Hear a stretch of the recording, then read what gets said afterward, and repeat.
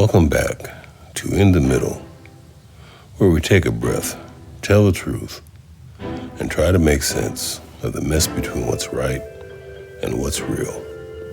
I'm George Middleton, and today we're talking about something that burns hot, hides deep, and keeps coming back. Hate.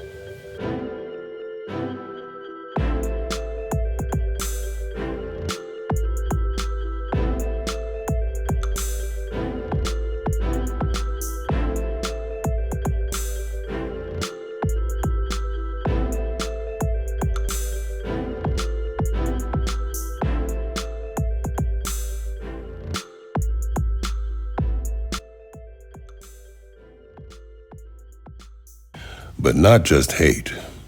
How we dress it up, rename it, and act like that changes what it is. Because lately, it seems like we've gotten real good at calling hate something else. Division, difference, heritage, perspective. Yeah. We've got a whole thesaurus for denial. Symbols matter. They're like flags. They tell you what somebody stands for before they even open their mouth. And lately, institutions, especially the military, schools, and government agencies, have been arguing over what to call certain symbols. Should they be labeled hate symbols, which says, this is wrong, period? Or divisive symbols, which says, well, maybe it depends on who you ask. Now that might sound like a small difference, but that one word, hate or divisive, decides how people respond. One demands action, the other demands a meeting. Let's be real. Hate is personal. It's emotional. It's moral. It's somebody saying, you don't belong here. Division? That's just disagreement. It's two people seeing the world differently, but still respecting each other.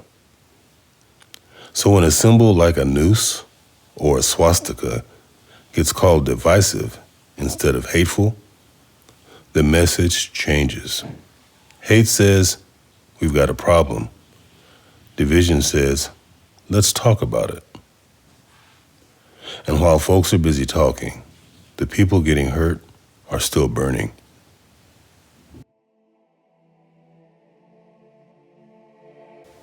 And those people on the receiving end, they feel that difference deeply. When you call something hate, you're saying, we see you. You matter.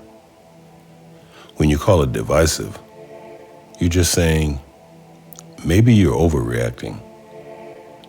That's how institutions break people down without ever raising their voice. The harm doesn't come from the act. It comes from the silence that follows. You can't heal in a place that keeps debating whether your pain is real.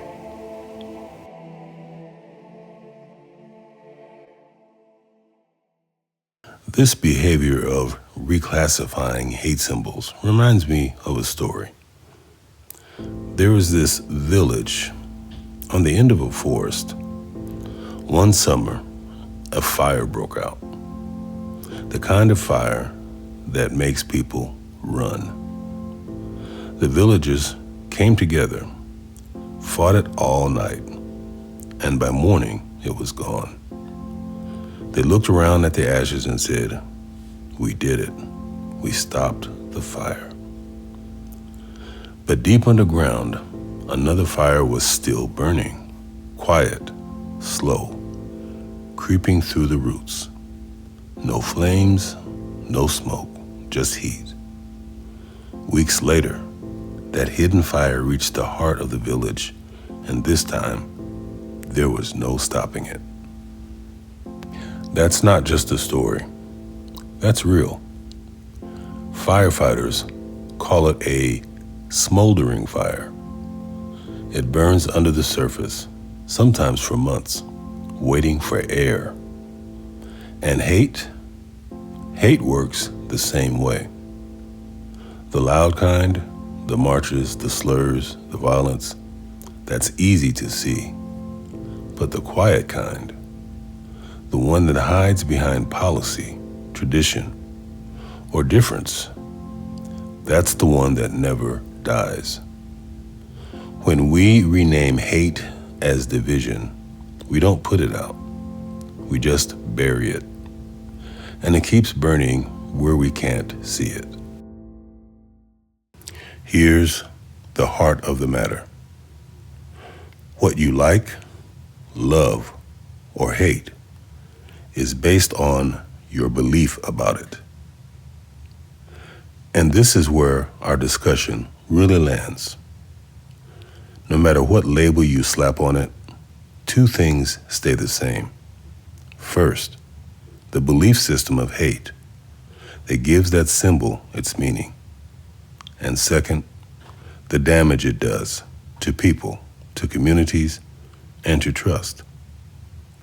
Changing the label doesn't change the belief, the ideology. It doesn't erase the prejudice or the power behind it. It just changes how visible we're willing to let it be. When institutions soften their language, they're not neutralizing hate, they're camouflaging it. They move it out of the moral spotlight and into the gray zone of administrative process. And that's where it festers, persistently, quietly, beneath the surface. You can't manage hate like it's a policy issue. You've got to confront it like it's a moral one. Otherwise, you're just keeping the fire warm for the next generation. So let's follow this fire all the way down to where it starts. Hate doesn't just appear out of nowhere.